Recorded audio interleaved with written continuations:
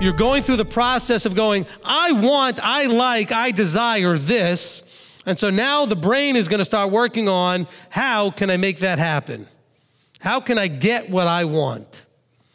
Or the opposite.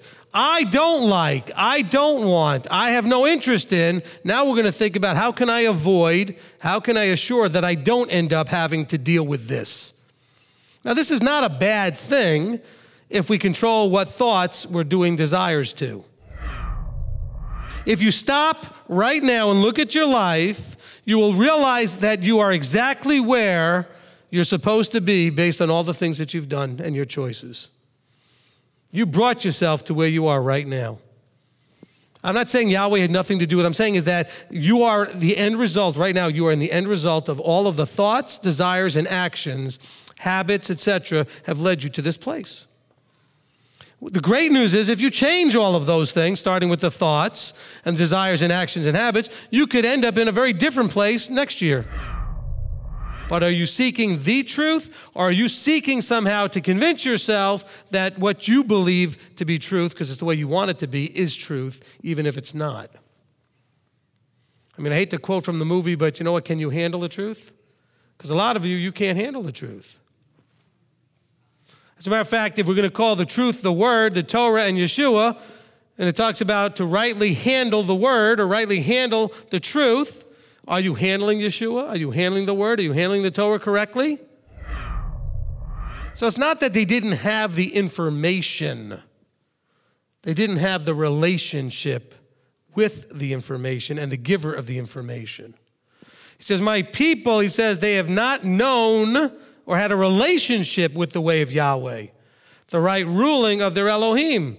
They've not interacted with it. Look, if you would taste, and we've talked about this in a previous teaching, if you would taste of this, in other words, give it a chance, try it, do it, apply it in an open and honest effort, you might just see that it works. When you hear the phrase, any phrase that has the word yoke in it, all right, I want you to think of the metaphor of discipleship. When Yeshua says, take on you my yoke is light, it's a discipleship metaphor. Of course, you still have the metaphor of when you take animals and yoke them together to plow. But when you read it in Scripture, this is now talking about discipleship language. He's saying these men, these great men who had a relationship with the right ruling, have broken off the discipleship relationship. I want you to be honest. This is a tough one. All the stuff that you've already been given and fed, have you perfected it? If nobody's hand goes up to say they perfected it, then why are you rushing after more? Work on what you've got. Well, but I want more. But you haven't figured out how to do what you already know. How about figuring that out first? But I want more. Over time, you should see, my way is foolishness, his way is wisdom. You should be able to figure it out just from looking at the Petri dish experiment of your life. Once you think you've been slighted or don't like, now you're going to think about how to fix it. And the way Korach came up with it was rebellion. That was his solution. Some people, the solution is to get up and quit a congregation. Some people, the solution is just go back to the world. Whatever the solution is that you come up with, if the thought is wrong, the solution is going to be wrong also, because it's going to be a solution to get you to accomplish the wrong thought. Thoughts and desires are neutral in itself. It depends on what the thought is. In other words, having thoughts is neutral and having desires is neutral. Strong desires can be very good if the right thought is being driven by it. So that's why you have to start with, what are you thinking?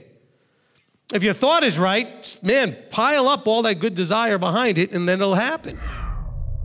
And Jeremiah is trying to tell them, Yahweh's having Jeremiah tell them, look, you're now going to reap all this sowing you've been doing, and I need you to own it. You need to go into Babylon. You need to receive your punishment, and you need to then figure out what got you there. What got me into this captivity? Own that, and then he can pardon you and help you to come out.